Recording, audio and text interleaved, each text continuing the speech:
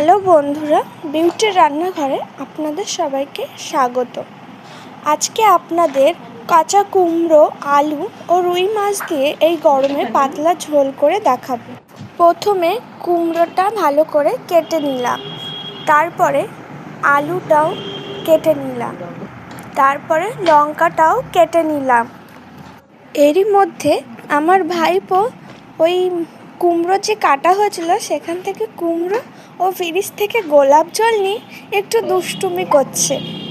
ও দুষ্টুমির মধ্য দিয়ে আমরা কড়াই বসিয়ে দিলাম। কড়াইতে কিছুটা তেল দিয়ে তেলটা গরম করে নিলাম। তার মধ্যে বড়ি ও মাছে কিছুটা হলুদ ও লবণ মাখিয়ে প্রথমে বড়িটা ভেজে নিলাম। বড়িটা ভাজতে ভাজতে মাছেও ভালো করে নুন ও হলুদ ভালো করে মাখিয়ে নিলাম। বড়িটা ভাজা হয়ে গেলে বড়িটা নামিয়ে নিলাম।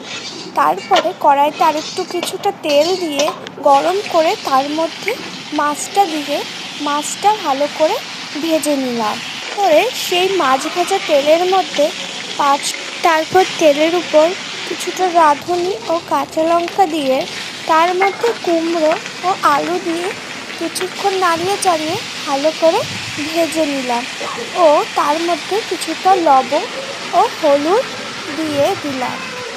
তারপর ভালো করে ভাজা হয়ে গেলে একটু নাড়াচাড়া করে তার ভিতর কিছুটা পরিমাণ মতো জল দিয়ে ঢাকা দিয়ে দিলাম।